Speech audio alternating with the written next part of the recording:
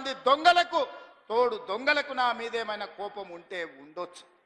అంటే అన్నా అంటాడు హరీష్ రావు రేవంత్ రెడ్డి అధికారిక కార్యక్రమాలలో తిడతాడు ఎందుకని. ఆయన ఇవాళ మాట్లాడుతుంటే చంద్రశేఖరరావు గారంట తెలంగాణ జాతిపిత అంట. మిత్రులారా, ఇట్లా మాట్లాడితే ఇంకా నేను ఏదో ఒకటి అనకపోతే ఎట్లయితుంది మీరు చెప్పురు. జాతిపిత గురించి మీకు తెలుసు కదా. ఆ జాతిపితకు మందు వాసన పడుతుందా? గుజరాతుల్నే బంధు పెట్టించింది, అవునా? ఆ జాతిపిత గాంధీ ఆశ్రమాలలో ఉన్నాడు, నిరాడంబరంగా ఉన్నాడు. మరి ఈ జాతిపిత వాసన లేకుంటే నిద్ర లేస్తాడా? ఆ జాతిపిత ఎక్కడా? ఈ జాతిపిత ఎక్కడా? ఆ జాతిపిత ఎక్కడో చిన్న చిన్న దళిత వాడల్లో జీవితం గడిపితే 100 ఎకరాల ఫామ్ హౌజుల్లో ఈ జాతిపిత గారు ఉన్నారు. ఈయన జాతిపిత ఎట్లయితాడని నేను అడుగుతున్నా. అసలు పోల్చుకోవడానికన్నా పొంతన ఉండాలి కదా.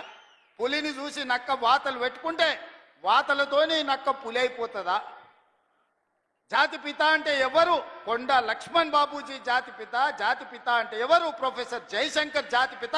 ఏ పదవి లేకుండా సర్వం త్యాగం చేసి ఈ దేశం కోసము, స్వతంత్రం కోసము, తెలంగాణ రాష్ట్రం కోసం సర్వం దారబోసిన కొండా లక్ష్మణ్ బాపూజీనో ప్రొఫెసర్ జయశంకర్ తెలంగాణకు జాతిపిత అవుతాడు తప్పితే నోరు తెరిస్తే అబద్ధాలు చెప్పేటోడు, తెలంగాణ రాష్ట్రాన్ని దోసుకున్నాడు, 100 ఎకరాల ఫామ్ హౌజులు కట్టుకున్నాడు, 1,00,000 కోట్ల రూపాయలు సంపాదించుకున్నాడు, టీవీలు పేపర్లు పెట్టుకొని అబద్ధాలను విషప్రచారం చేసేటోడు తెలంగాణ జాతిపిత ఎట్లయితాడని తాటి చెట్టులాగా పెరిగినాయని నేను అడుగుతున్నా.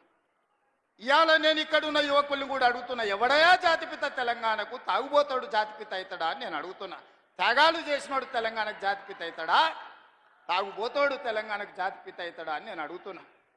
ఒక జయశంకర్, ఒక కొండా లక్ష్మణ్ బాబుజీ తెలంగాణ జాతిపితలు అవుతారు తప్పితే తెలంగాణను జలగల్లాక పట్టి పీడించుకున్నవాడు, తెలంగాణ ప్రజల రక్తం దాగినోడు ఎవడు జాతిపిత కాడు.